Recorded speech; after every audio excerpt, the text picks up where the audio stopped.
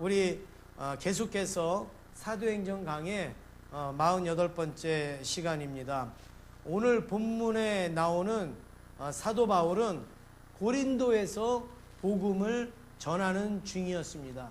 그런데 고린도에서 복음을 전하는 이 사도 바울은 결코 지금 이 복음을 전하기가 쉽지 않았습니다. 그러니까 결코 쉽지가 않았습니다. 여러분 여기 코가 나오잖아요. 결코 이렇게 나오잖아요. 어떤 초등학생에게 질문을 했다고 합니다. 속담 중에 호자가 들어가는 속담이 뭐냐? 우리나라 속담 중에 호자가 들어가는 속담이 뭐냐? 그랬더니 어떤 초등학생이 손을 번쩍 들더니 이렇게 대답했다고 합니다. 난 놓고 기억자도 모른다. 난 놓고 기억자도 모른다. 초등학생 다운 거죠. 저거 맞지 않나? 이렇게 또 생각하시는 분도 계실지 모르지만 난 놓고 기억자도 모른다. 지금 이 사도 바울은 고린도에서 복음을 전하는 게 결코 쉽지가 않았습니다. 그래서 사도 바울은 아덴에서부터 고린도에 이렇게 오면서 복음을 전하는데 너무 많이 힘들었습니다. 계속 변론하게 되어지고요. 계속 핍박이 오게 되어지고, 그리고 복음을 전해도 뭐 변화가 있고 그리고 열매가 있고 진전이 있으면 괜찮은데 열매도 없고 예수 믿는 사람도 없고 부흥도 안 되고 핍박은 오고 변론하자고 하고 그러니까 이 사도 바울이 얼마나 지치겠습니까? 얼마나 힘들겠어요. 그런데 거기에 이 재종도 없는 거예요. 그래서 사도 바울이 앞에서 뭘 만들면서 복음을 전했어요? 천막을 만들면서 복음을 전해야 돼요. 천막도 만들어야죠. 복음도 전해야죠. 그런데 복음에는 능력이 나타나지 않죠.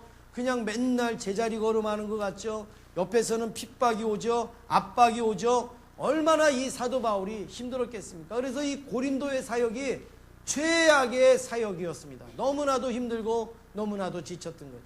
오늘 저와 여러분들도 그럴 때가 있지 않습니까? 정말 지금 내 서 있는 이 자리가 너무 힘든 거죠. 너무 버거운 거죠. 정말 내가 지금 이 자리에 있는 게 진전도 없고 또 열매도 없고, 그렇다고 남들이 인정해 주느냐? 인정해 주지도 않고 너무 막 힘들어서 우리가 괴로울 때가 있지 않습니까? 오늘 사도 바울이 바로 그와 같은 모습인데요. 6절에 보면 그 내면을 우리가 볼 수 있습니다. 6절 말씀을 우리 같이 읽겠습니다. 시작. 그들이 대적하여 비방하거늘 바울이 옷을 털면서 이르되 너희 피가 너희 머리로 돌아갈 것이요 나는 깨끗하니라. 이후에는 이방인에게로 가리라 하고. 지금 예수님께서 복음을 받아들이지 아니하면 그 집에서 뭘 떨어버리고 나오라고요? 먼지를 떨어버리고 나오라고 한 것처럼 사도 바울이 지금 옷에 먼지를 털면서 너희 피가 너희 머리에 돌아갈 것이다 이러면서 나는 복음을 전했으니까 나는 깨끗하다. 이후에는 내가 이방인에게로 가겠다. 지금 이 얼마나 사도 바울이 속상하고 사도 바울이 얼마나 힘들면 지금 이런 이야기를 하겠습니까? 여러분, 우리가 너무 힘들고 너무 속상하면 사도 바울과 같은 이런 생각을 할 때가 있지 않습니까? 우리의 삶 속에서. 그래서 우리가 무슨 일을 하다가 좋은 열매가 맺혀지지 않아요. 하나님의 일을 하다가 별로 진전이 없어요. 그러면 뭐라 그럽니까? 나 이제 이거 다시는 안 해. 우리가 이렇게 이야기할 때가 있지 않습니까? 그만큼 힘들다라는 거죠. 그만큼 어렵다라는 것을 보여주고 있습니다. 그래서 지금 이방인에게로 간다 이랬는데요. 지금 이 바울은 스폰지가 막 물을 잔뜩 먹은 것처럼 너무 탈진되어져 있는 상태죠. 어깨가 막 쭉 늘어져 있는 상태죠. 지금 이때에 이런 상태에서 사도 바울에게 가장 필요한 게 뭐겠습니까? 사도 바울에게 지금 가장 필요한 게 밥이겠어요? 돈이겠어요? 뭐가 필요하겠습니까?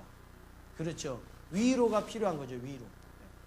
하나님이 주시는 그 위로, 이 위로가 가장 필요하다라는 겁니다. 오늘 본문의 말씀이 바로 이런 바울에게 하나님이 찾아오셔서 위로하여 주시는 그 말씀을 보여주고 있습니다. 그런데 하나님의 위로는 사람의 위로하고는 다른 거예요. 하나님의 위로는 사람의 방법하고는 다르다라는 겁니다. 사람의 방법을 뛰어넘어서 아주 다양하게 또 아주 적절하게 하나님께서는 이 바울을 위로하시는데 오늘 그 말씀을 한번 살펴보기를 원합니다. 첫 번째는 동역자를 통하여서 하나님은 위로하여 주십니다. 5절 말씀을 우리 같이 읽겠습니다. 5절 함께 읽겠습니다. 실라와 디모데가 마게도냐로부터 내려오매 바울이 하나님의 말씀에 붙잡혀 유대인들에게 예수는 그리스도라 밝히 증언하니. 지금 우리 그 4절까지 보면 사도 바울이 굉장히 지쳐있고 힘들어 있어요. 그런데 오늘 5절 말씀에 보니까 바울이요 막 힘이 낯이 나고 있어요. 바울이 다시금 막 적극적으로 복음을 전해요. 여기 보니까 바울이 하나님의 말씀에 어떻게 됐어요? 붙잡혔다. 이렇게 말씀에 붙잡혔다. 여러분들이 말씀을 들을 때, 설교를 들을 때 이런 표현하지 않습니까? 오늘 목사님 설교는 그냥 하나님 말씀에 확 붙잡힌 설교야. 여러분 그런 말씀 하잖아요. 그게 뭐예요? 오늘따라 목사님 말씀이 막 힘이 있다라는 거죠. 오늘따라 목사님의 말씀에 막 능력이 있다. 이런 걸 표현할 때 우리 목사님이 말씀에 붙잡혔어. 이렇게 말하지 않습니까? 오늘 사도 바울이 바로 지금 그런 모습이에요. 하나님의 말씀에 붙잡혀가지고 유대인들에게 예수는 그리스도라 이러면서 막 밝히 증언하고 있습니다. 그러니까 지금 사도 바울이 갑자기 힘이 난 거예요. 맨날 골골골골 하다가 맨날 오늘 내일 이렇게 하다가 갑자기 하나님의 말씀에 확 사로잡혀가지고 막 복음을 담대하게 전하고 있다라는 말씀입니다. 어떻게 갑자기 하루아침에 이런 일이 일어날 수가 있겠어요? 어떻게 어저께까지는 그렇게 낙심되고 좌절하고 탈진되어져 있고 막 스펀지 물 먹은 것처럼 그런 사람이 어떻게 하루아침에 이렇게 말씀에 사로잡혀서 복음을 전할 수가 있습니까? 이건 아주 간단합니다. 그것은 바로 5절 맨 앞에 보면 바울에게 누가 옵니까? 네? 네, 실라와 디모데가 바울에게 왔습니다. 실라와 디모데가 온 사실로 인하여서 바울이 이렇게 힘을 얻은 거예요. 바울이 이렇게 담대하게 말씀에 사로잡혀서 복음을 전하게 되어졌다라는 거예요. 이 실라와 디모데는 바로 이 데살로니가에 남겨두고 바울 혼자 아덴으로 떠나왔던 사람들입니다. 너희들은 여기 머물러서 여기서 주의 일을 해라. 그러면서 바울 혼자 아덴으로 왔어요. 그런데 이렇게 데살로니가에 있어야 될 실라와 디모데가 지금 너무나도 탈진되어져 있고 힘들어하고 있는 바울에게 지금 왔을 때에 이 바울은 너무나도 기쁜 거예요. 너무나도 막 힘이 났던 거예요. 실라는 왜 왔느냐? 바로 빌립보 교회가 빌립보서 4장 14절에 보면 바울을 위하여서 헌금을 준비를 합니다. 헌금을 준비해서 실라에게 보냅니다. 그런데 그 실라가 그걸 가지고 바울에게 온 거고, 또 디모데는 데살로니가 교회가 너무나도 부흥하고 너무나도 은혜가 막 충만하다는 소식을 가지고 이 바울에게 찾아오는 겁니다. 그러니까 디모데가 좋은 소식 가지고 오죠. 실라가 이 선교 이 물품을 가지고 지금 찾아오죠. 그러니까 이 사도 바울은 너무나도 힘을 얻고 너무나도 기쁨을 가지게 되어진 거예요. 그래서 얼마나 기쁘냐면 데살로니가 전서에 바로 이 상황을 써서 보냈습니다. 3장 7절 8절을 우리 한번 같이 읽어보겠습니다. 시작. 이러므로 형제들아 우리가 모든 궁핍과 환난 가운데서 너희 믿음으로 말미암아 너희에게 위로를 받았노라. 그러므로 너희가 주 안에 굳게 선즉 우리가 이제는 살리라. 할렐루야. 사도 바울이 들은 이야기가 뭐냐면 디모데를 통하여서 들어보니까 이 이 데살로니가 교회가 궁핍과 환난 가운데서 무엇으로 든든히 서고 있어요? 믿음으로 든든히 서 있다는 소식을 이 디모데를 통해서 사도 바울이 듣는 거예요. 그리고서 그 소식을 가지고 온 디모데를 보니까 너무나도 위로를 받았다는 거예요. 너희에게 위로를 받았다. 너희에게 위로를 받았다. 그러므로 너희가 주 안에 굳게 선즉 이제는 우리가 뭐 하겠다고요? 살겠다. 이제는 사도 바울이 그 소식을 들으니까 야 살겠다 이거예요. 살겠다. 야 데살로니가 교회의 소식을 들으니까 살겠다. 지금 내 상황은 죽을 것 같아요. 내 상황은 지금 너무나 힘들어요. 그런데 데살로니가 교회의 소식을 들으니까 막 살겠는 거예요. 너무나도 좋은 거예요. 너무나도 힘이 나는 거예요. 여러분, 그렇습니다. 하나님은 바울이 얼마나 외롭고 힘든지를 잘 아셨습니다. 그래서 바울의 동역자들을 데살로니가에 있고 빌립보에 있는 이 동역자들을 보내주신 거예요. 디모데를 보내시고 실라를 보내주셔서 이제 사도 바울의 입에서 우리가 이제 살겠다라는 이 고백을 하게 되어졌다라는 거죠. 그래서 이들이 오므로 바울에게는 에너지가 생기게 되어지고 힘이 생겨지게 되어지고 하나님의 큰 위로를 받게 되어졌습니다. 동역자가 있다라는 것이 바로 이렇게 큰 은혜입니다.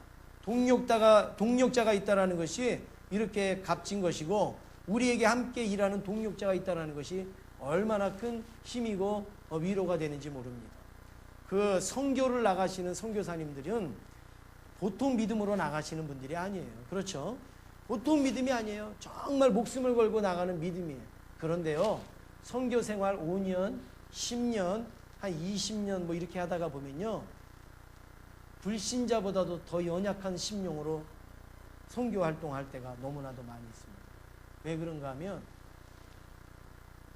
평생 복음을 전해도 한 명 믿을까 말까. 평생 복음을 전해도 뭐 변화되고 달라지는 게 없어요. 그러니까 늘 그 생활을 접할 때에 그 마음에 연약하고 힘이 드는 거죠. 그래서 한국교회에서 기도해주고 또 한국교회에서 후원하고 하는 것이 얼마나 그분들에게 큰 위로와 힘이 되는지 모릅니다. 그런데다가 거기에 누가 선교를 원다든지 또 뭐 이렇게 하게 되면요, 그것처럼 막 힘이 나는 게 없는 거예요. 그것처럼 힘이 나요. 제가 인도도 가보고 필리핀도 이렇게 선교지에 가보면요, 저 같으면 귀찮을 것 같아요.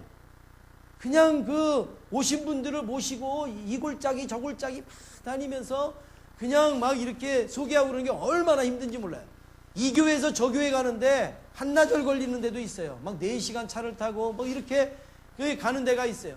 그런데도요, 새벽 4시부터 밤 12시까지 그냥 데리고 다니면서 선교 현장을 막 하는데요, 신이 났어요.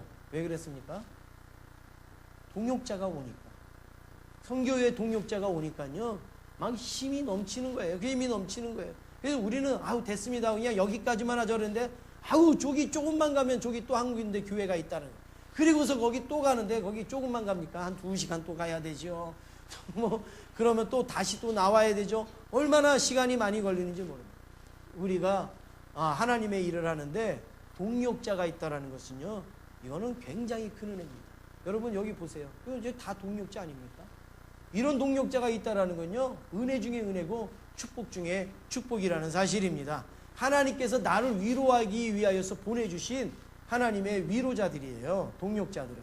그래서 우리가 이 동역자들이 하나님의 위로에, 그래서 하나님의 일을 우리가 하기 힘들고 어려울 때 동역자들을 보세요. 그러면 하나님께서 나에게 힘을 주신다는 겁니다. 우리 옆에 계시는 분들하고 한번 같이 인사하시겠습니다.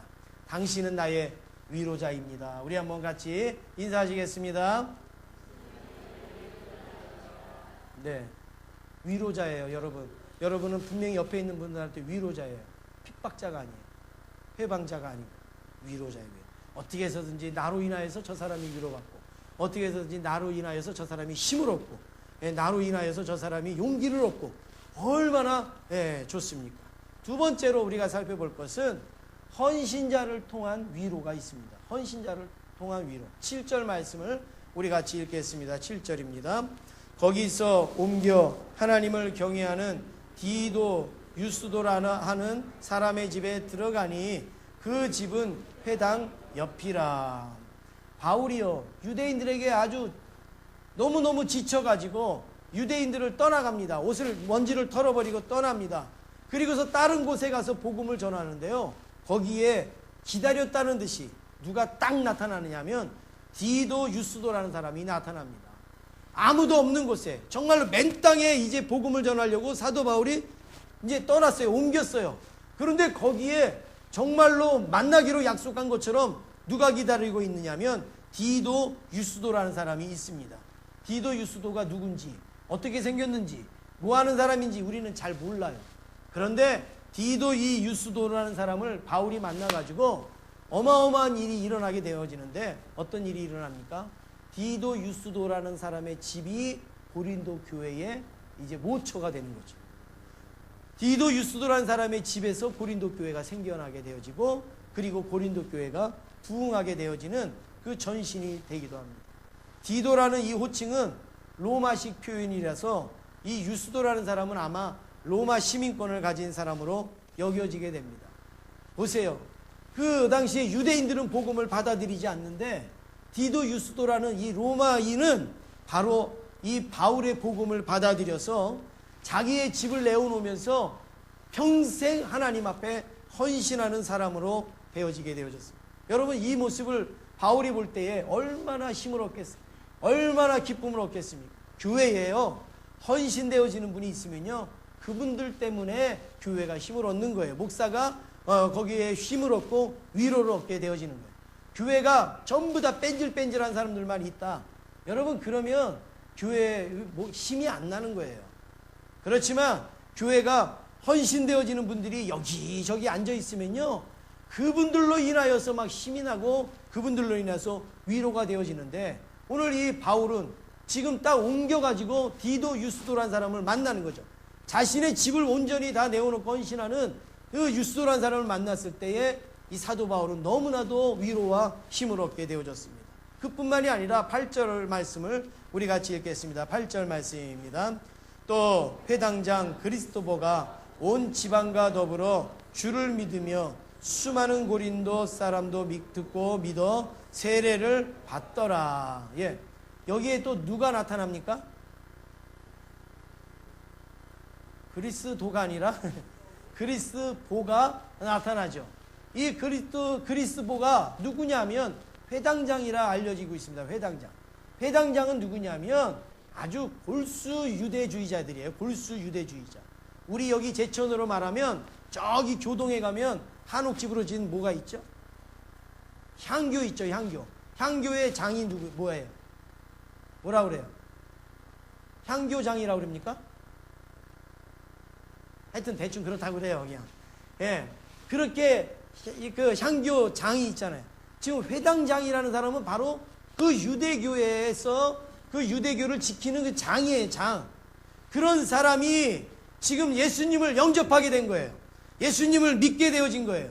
그래가지고 자기 가족들도 믿고 세례받게 하고, 그리고 그 주변 사람들도 다 예수 믿을 수 있도록 이 그리스도가 바로 그런 역할을 했다라는 겁니다. 여러분, 이런 사실에 이 사도 바울은요, 막 흥분하게 되어지는 거죠. 이런 사실에 사도 바울은 위로를 받게 되어지고 막 힘을 얻게 되어지는 것을 알 수가 있습니다. 이 그리스도가 나중에 그 교회의 큰 일꾼이 되어지는데, 유스도와 그리스도가 이렇게 사도 바울 옆에 와서 헌신하니까 사도 바울이요, 하나님의 위로를 받게 되어지는 겁니다. 사도 바울이 힘을 얻은 것은 밥을 많이 먹어서도 아닙니다. 좋은 집에 사는 것도 아닙니다. 예수 믿고 구원받는 성도가 많아지고 헌신되어지는 성도가 많아지면 사도 바울은 위로받게 되어져 있고 힘을 얻게 되어져 있습니다.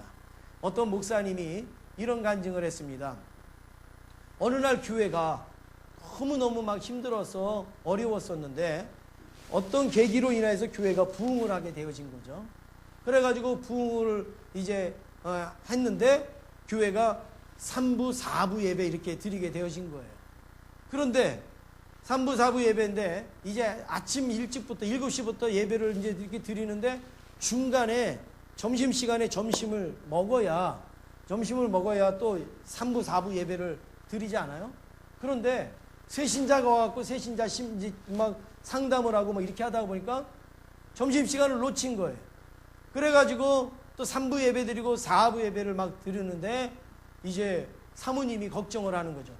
아니, 목사님 아침에 밥 요만큼 드시고 나와서 점심도 못 드시고 지금 1부, 2부, 3부, 4부 예배를 막 드렸는데 얼마나 이 배가 고프고 시장하실까 그러면서 걱정을 해서 사모님이 목사님, 예, 배고프지 않으세요? 그렇게 얘기를 하니까 목사님께서 가만히 생각해 보니까 배가 하나도 안 고픈 거예요. 그래서 나 배 안 고픈데, 아니 아침도 이만큼 먹고 점심도 하나도 안 드셨는데 왜 배가 안 고프냐고 그랬는데 목사님이 생각해 보니까 새신자가 와서 상담하고 또 기도하고 이렇게 하니까 밥을 안 먹어도 배부르더라고요. 밥을 안 먹어. 그 전에 새신자가 안 올 때는 밥 먹고 또 있어도 배가 고프고 그랬는데 새신자가 많이 오고 새신자 상담하고 막 이러니까 밥을 못 먹어도요 배가 안 고프더라는 거예요. 이런 간증을 제가 들은 적이 있습니다. 여러분 그래요. 목회자는 그래요.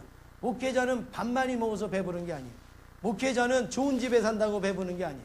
목회자는 예수 믿는 사람이 많아지고 성도가 늘어나고 부흥하고 그리고 믿는 사람들이 변화가 되어지고 헌신되어지면 목회자는 막 배가 막 불러지게 되는 거예요. 그런데 막 밥을 2공기 3공기 막 갖다 집어넣어도 그렇지 않으면 허전하고 그렇지 않으면 막 속이 빈 것 같고 그렇게 되어진다라는 말씀입니다. 제가 언젠가도 말씀을 드렸지만 개척한 지 3년 만에 교회가 많이 부흥한 교회가 있었어요. 그런데 어느 날 어떤 일로 인하여서 성도들이 막 빠져나가기 시작하더니 다 빠져나가고 할머니 한 분만 딱 남은 거예요. 나도의 할머니 한 분만 딱 남은 거예요. 그래서 목사님이 너무 지친 거죠. 너무 힘든 거죠. 성도들 한 사람 한 사람 나갈 때마다 목회자는 피가 마르는 거고요. 뼈가 마르는. 그런데 다 나갔으니 얼마나 힘들겠어요. 그래서 강대상에 엎드려서 기도합니다. 하나님, 저 나도의 할머니만 나가면 나는 목회 그만둡니다. 너무 힘드니까. 그리고서 저 할머니가 나가기만을 기다리고 기도하고 있었어요. 그런데 비가 와도 안 나가시고 눈이 와도 안 나가시고 그냥 계속 교회를 나오시는 거예요. 그래서 그 할머니가 나오니까 계속 예배를 드리고 설교를 했는데 나중에 3년이 지나고 보니까 성도가 100여 명이 된 거예요. 그리고 보니까 그 교회가 건축을 하고 있는 거예요. 그리고 어느 날 입당 예배를 드리고 있는 거예요. 그래서 이 목사님이 순서에도 없던 시간을 마련해가지고 특별한 감사패, 그래가지고 감사패 전달하는 시간을 가지면서 나도의 할머니 나오세요. 그리고 나도의 할머니를 앞에다 놓고 감사패를 전달합니다. 나도의 할머니는 제가 다 떠나고 목회를 그만두려고 할 때에 저 할머니만 나가시면 나는 목회 그만둔다고 할 때에 비가 오나 눈이 오나 이 자리를 지켰습니다. 이 자리를 지키시는 저 할머니 때문에 우리 교회가 부흥했고 우리 교회가 이렇게 아름다운 성전을 져서 하나님 앞에 헌당하게 되어졌습니다. 그래서 이 특별한 감사패를 우리 나도의 할머니한테 드리겠습니다. 그리고서 그 감사패를 전달할 때 그 자리에 모인 모든 분들이 전부 다 눈물바다가 되어졌다고 하지 않습니까? 여러분 그렇습니다. 할머니가 뭘 하겠어요? 할머니가 무슨 힘이 있겠어요? 할머니가 뭐가 대단하겠어요? 아니에요. 한 사람의 헌신된 사람이 목사님을 살리고 교회를 살리고 부흥케 되어지는 역사가 일어나게 되는 겁니다. 오늘 유스도라는 사람, 그리스도라는 사람이 뭐 교회를 세웠다고 대단하고 그게 아니에요. 바로 지치고 힘들고 연약했던 사도 바울에게 헌신되는 모습이 있을 때에 바로 위로가 되어지고 힘이 되어졌다라는 사실입니다. 마지막으로 3번째 살펴볼 때 하나님은 말씀을 통하여서 위로하여 주십니다. 무엇보다도 사도 바울에게 가장 필요한 것은 동역자도 중요하고 헌신자도 필요하지만 하나님의 말씀이 필요한 거예요. 하나님의 말씀. 하나님이 나에게 뭐라고 말씀하시느냐가 제일 중요한 거죠. 하나님의 평가, 하나님의 계획이 무엇인가 이게 제일 중요한 거죠. 하나님은 상처받고 낙심한 심령에게 말씀으로 위로하여 주십니다. 오늘도 여러분 가운데 상처받은 분이 있어요? 정말로 말할 수 없는 아픔과 그리고 상처 속에 있는 분이 계십니까? 하나님의 말씀의 위로를 받으시기를 간절히 원합니다. 사람의 위로는요 한계가 있어요. 그러면 하나님의 위로는 2개가 있어요? 하나님의 위로는 3개가 있어요? 사람의 위로는요 한계가 있어요. 사람의 위로는 잠깐이에요. 사람의 위로는 그때뿐이에요. 사람의 위로는 귀만 즐겁게 해요. 사람의 위로는 또 변할 수도 있어요. 바뀔 수도 있어요. 그러나 하나님의 위로는 영원한 위로입니다. 하나님의 위로는 끝까지 책임져 주시는 위로입니다. 하나님의 위로는 근본적인 변화를 일으키시는 그 위로가 되어지신다라는 사실입니다. 그래서 여러분 TV 프로그램 보니까 이런 거 있대요. 아주 철학적인 프로그램이 하나 있더라고요. 그래서 제가 그것을 이렇게 오늘 말씀에 이렇게 좀 적용을 해봤습니다. 여러분, 친구가 많으면 뭐 하겠노? 기분 좋다고 소고기 사 먹겠지. 소고기 사 먹으면 뭐 하겠노? 또 친구 만나 또 술이나 먹겠지. 친구랑 술 먹으면 뭐 하겠노? 기분 좋다고 소고기 사 먹겠지. 기분 좋다고 소고기 사 먹으면 뭐 하겠노? 친구랑 강남 가겠지. 친구 따라 강남 가면 뭐 하겠노? 기분 좋다고 소고기 사 먹다가 제비되겠지. 여러분, 사람이 어느 순간 나를 위로하고 나에게 도움이 되어지고 나에게 힘이 되어줄 수 있어요. 그런데 끝까지 나의 위로가 될 수 없습니다. 끝까지 나의 힘이 되어줄 수가 없어요. 부모님도 나의 힘이고 나의 위로가 되죠. 끝까지 내 힘이 됩니까? 내 위로가 됩니까? 먼저 가잖아요. 먼저 가시잖아요. 자녀들 끝까지 내 힘이 되고 위로가 되어집니까? 나중에 짝 찾고 나중에 새끼 나고 하면 또 그 마음이 그리 가지 않습니까? 그러니까 우리에게 정말로 위로가 되어주시는 것은 하나님뿐이 없습니다. 주밖에는 없습니다. 하나님의 말씀만이 우리의 참된 위로가 되어질 뿐입니다. 그래서 잠자고 있는 바울에게 하나님이 나타나셔서 환상으로 말씀하여 주시는데 오늘 적어도 3가지 정도를 말씀하고 있습니다. 첫 번째는 9절 말씀해 보니까 두려워하지 말며 침묵하지 말고 말하라 이렇게 말씀합니다. 9절에 보니까 두려워하지 말고 침묵하지 말고 말하라. 지금 바울은요 침묵하려고 그러잖아요. 바울은 지금 입을 다물라고 하잖아요. 저도 목회를 하다가 보니까 목회를 하다가 속상하고 목회를 하다가 힘이 빠지고 그리고 어려우면 저도 모르게 생기는 일이 있어요. 저도 모르게 가지어지는 태도가 있어요. 그게 뭐냐면 말하지 말아야지. 얘기하지 말아야지. 듣지도 않는 거 뭘 얘기해. 변화되지도 않는 거 뭐 못하라 얘기해. 얘기해봐야 잔소리로 듣는 거 못하라 뭐 이야기를 해. 예? 얘기해봐야 점수나 깎이는 거 뭐 얘기해. 아휴, 그냥 되든지 말든지 그냥 내비두자. 이런 마음이 이렇게 막 생깁니다. 이런 마음이 막 생겨요. 그러니까 지금 사도 바울도 동일한 마음이 생겼을 거예요. 그래서 아유 하나님 나 이제 복음 안 전할래요.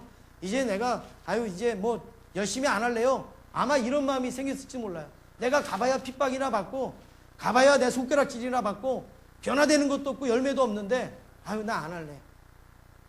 우리가 목사 아니라도 우리가 주의 일을 할 때도 그럴 때가 있지 않습니까?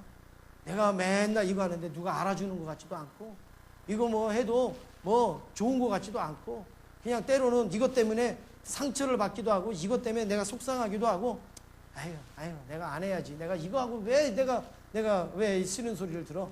여러분 이럴 때가 종종 있지 않습니까? 우리 찬양대 그럴 때 있지 않아요? 찬양 잘했을 때는 괜찮아요. 그런데 찬양이 잘 안 됐을 때 속된 말로 죽을 썼을 때 딱 앉아갖고 나 이제 찬양대 안 해. 괜히 내가 나가갖고 해갖고 괜히 창피하기만 하고 안 해. 이런 생각이 들을 때가 있는 거죠. 사람은 그래요. 밥도 맛있게 막 준비했는데 어느 날 잘못해갖고 밥이 탔어요. 그런데 밥 먹는 성도마다 전부 다 왜 밥맛이 이래? 왜 이렇게 누가 탔어? 뭐 이러면서 막 얘기하면 내 이제 밥 하나 봐라 내가 내가 막 이런 마음이 우리에게 들게 되지 않습니까? 근데 오늘 제가 찬양하는 모습을 우리 앞에 다윗 찬양단이 찬양하는데 이렇게 제가 보니까 우리 박창근 권사님 무릎이 제일 연하더라. 스프링 달아놓은 것 같아요. 그냥 제일 여기서 제일 나이는 제일 오래되셨는데 아주 이 무릎은 제일 연해가지고 탕탕 튕기면서 아주 찬양을 하시는데 여러분 사도 바울이 바로 그런 마음이 있었어요. 그런데 하나님께서 말씀하시기를 두려워하지 말고 침묵하지 말고 말하라 이렇게 말씀합니다. 침묵하지 말고 말하라. 아브라함 링컨 미국의 대통령이 이런 이야기 했습니다. 내가 실패했을 때 마귀는 내게 끝장났다고 말했습니다. 그러나 내가 실패했을 때 하나님께서는 두려워하지 말고 말하라고, 다시 도전하라고 말씀하셨습니다. 나는 마귀의 말보다 하나님의 음성에 귀를 기울였습니다. 할렐루야. 얼마나 멋있습니까? 당신 어떻게 성공했습니까? 이렇게 물어보는 기자에게 지금 아브라함 링컨이 내가 실패했을 때 마귀는 너 끝장이야, 너는 이제 끝났어, 너는 가능성이 없어, 이렇게 말을 한다는 거예요.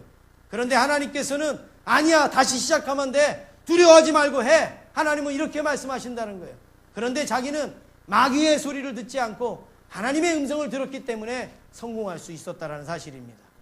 여러분, 하나님의 음성을 듣는 여러분 되시길 원합니다. 끝장인 것처럼 생각되어지고 다 안 될 것처럼 생각되어지지만 하나님의 음성을 들으세요. 주저하지 말고 담대히 말하고 도전하라고 하시는 그 말씀을 들으시길 원합니다. 두 번째로 10절 말씀해 보니까 내가 너와 함께 있음에, 이렇게 말씀합니다. 10절에 보면 내가 너와 함께 있음에. 여러분, 이 말씀은 하나님의 이름을 말씀하신 거예요. 하나님의 이름은 여러 가지인데요, 하나님의 이름이 여러 가지 중에서 가장 대표적인 이름이 어떤 이름이 있을까요?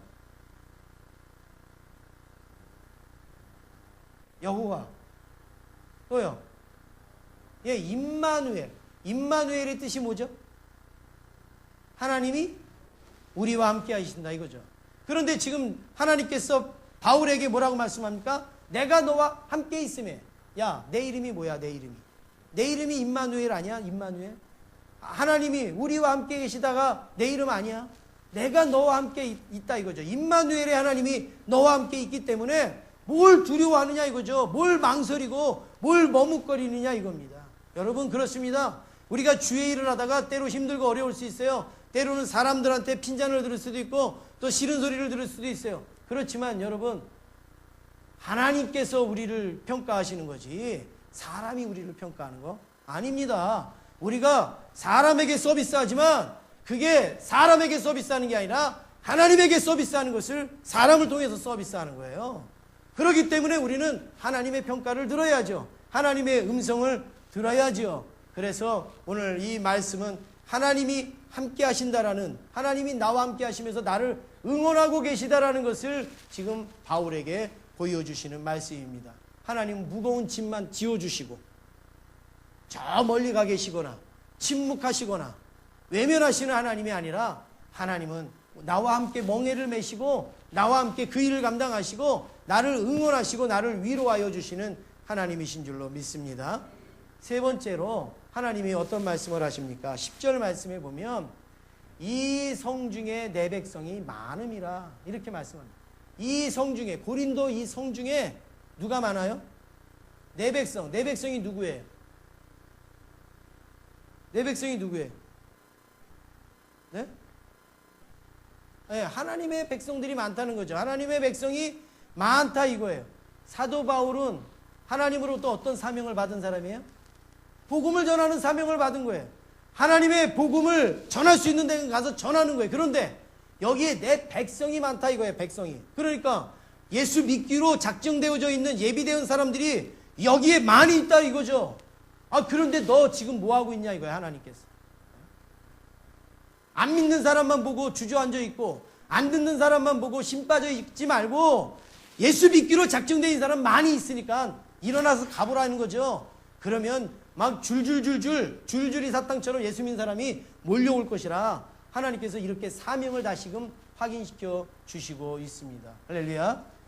예, 여러분, 실질적으로 성경에 보면 이 고린도 교회 출신들이 엄청 많이 나옵니다. 제일 많이 나오는 것 같아요. 지역 중에서 고린도 출신들이 제일 많이 나오는 것 같습니다. 바로 이거예요. 이 성에 내 백성이 많다는 거예요. 하나님의 말씀, 그 말씀을 가지고 사도 바울이 나가니까 정말 많은 거예요. 막 긁어 모으는 거예요. 주워 모으는 거예요.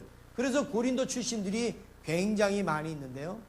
저도 신학교 다닐 때에 아주 부러웠던 사실이 있습니다. 그거는 뭐냐면 가끔 게시판에 어떤 이렇게 공고가 붙어요.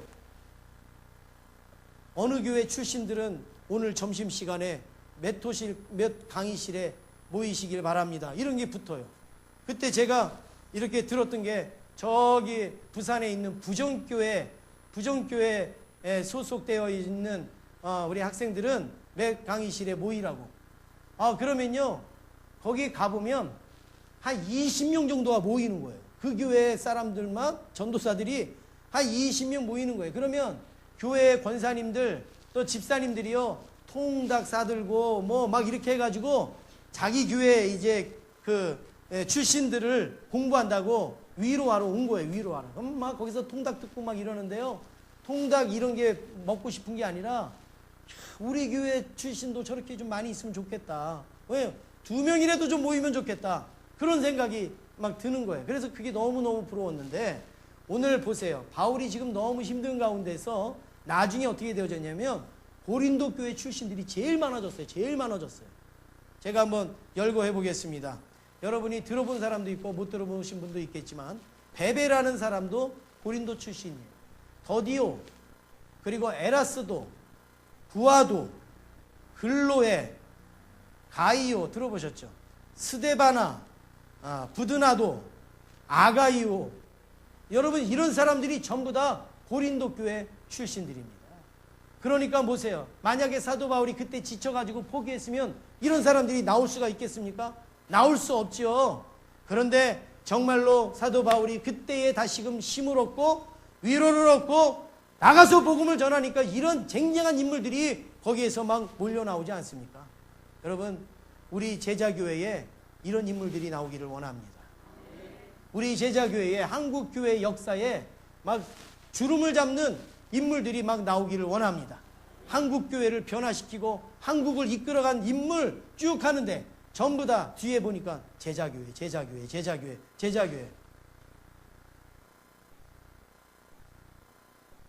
싫어요? 예? 싫어요? 예. 아멘 해가지고 잘못될 건 하나도 없습니다. 여러분, 아멘을요 자꾸 생활화하셔야 돼요. 우리 장로교 성도들은 이 아멘을 정말 못해요. 아멘을 정말 못해요. 저기 순복음교회는요, 그냥 그러다가 죽을지어다 이래도 아멘 이래요. 막 정신 못 차리다가. 근데 우리는 진짜 중요한 것도 아멘을 못할 때가 있어요. 여러분, 우리 한국을 움직이고 한국을 변화시킨 사람들을 쭉 열교하는데 그 뒤에 제자교회 나오면 얼마나 여러분 영광이에요. 얼마나 감사하겠습니까? 저는 우리 교회에서는 맥도 못 추던 게 저게 또 나라에 또 이렇게 공헌을 했다고 또 저는 그런 어떤 게 아니라 정말 우리에게 이러한 모습이 있어야 됩니다.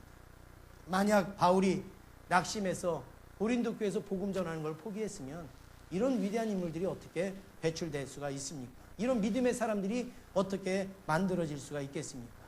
이제 모든 것을 포기하고 싶었던 바울은요, 고린도에서 오늘 마지막 절 보니까 1년 6개월을 더 일하게 되는 거죠. 1년 6개월을 더 복음을 전하게 되어져서 정말 고린도 교회라는 아름다운 교회를 세우게 되어졌습니다. 사랑하는 성도 여러분, 중국 청두에 가면 모죽이라는 대나무 이야기가 있습니다. 이야기뿐만이 아니라 실질적인 그런 내용입니다. 모죽이라는 게 있어요.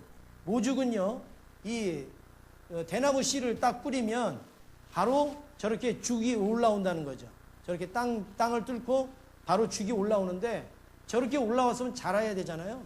그런데 저게 안 자라고 5년 동안을 그냥 저대로 있는 거예요. 5년 동안. 저 뒤에는 저렇게 막 나무들이 쭉쭉 자랐는데 5년 동안은 꼼짝도 안 하고 저 상태로 있다는 거예요. 그런데요, 5년이 지나고 나면 하루에 25cm, 30cm 이렇게 해갖고 쭉쭉쭉쭉 그냥 자고 일어나면 이만큼씩 크는 거예요. 자고 일어나면. 그래갖고 나중에 25m, 30m 정도까지 폭풍 성장하는 거예요. 폭풍 성장. 그런 이 모죽이라는 대나무가 있다고 합니다. 여러분, 그렇습니다. 오늘 지금 나는 고통이에요. 지금 나는 너무 힘들어요. 지금 나는 너무 지쳤어요. 지금 나는 너무 외로워요. 지금 나는 너무 힘들어요. 난 사람을 만나기도 힘들고 내가 무슨 일을 하기도 힘들고 정말로 내가 의욕도 없고 아무것도 없어요. 그게 지금 모죽이라는 거예요. 모죽. 그 상태가. 그런데요, 5년이 지나면 하나님이 우리를 위로하여 주시는 그날이 되어지면 하루아침에 25cm, 30cm씩 막 쭉쭉쭉쭉쭉 자라면서 하나님의 은혜를 힘입어서 말씀에 붙잡혀서 막 복음을 전하게 되고 주의 일을 감당하게 되고 그리고 막 힘을 얻게 되어지고 승리하게 되어지고 능력을 얻게 되어지는 줄로 믿습니다. 여러분 힘들 때마다 모죽을 생각하세요. 5년 동안 꼼짝도 안 하는 저 모죽은 마치 죽은 것 같아요. 마치 아무것도 아닌 것 같아요. 그런데요, 어느 날 계기만 되어지면 하나님의 은혜가 임하기만 하면 그날부터 자라게 되는데 놀라운 변화가 역사가 일어납니다. 오늘 여러분의 심령도 녹아질 날이 있을 줄로 믿습니다. 바뀌어질 날이 있을 줄로 믿습니다. 하나님이 새롭게 힘을 주시고 은혜 주실 날이 있을 줄로 믿습니다. 그래서 모죽의 세월을 버리고 이제 대나무로서 자라나는 그날을 바라보시면서 여러분 오늘도 하나님 앞에 그게 5년이 될지 1년이 될지 10년이 될지는 모르지만 하나님께서 분명히 바울을 새롭게 하신 것처럼 저와 여러분을 새롭게 하여 주실 줄로 믿습니다. 그래서 예수님께서 요한복음 14장에 이렇게 말씀을 하시지 않습니까? 평안을 너에게 주노라. 세상이 줄 수 없는 세상이 알 수도 없는 평안 평안 평안 평안을 내게 주노라. 우리 같이 해보겠습니다. 위로를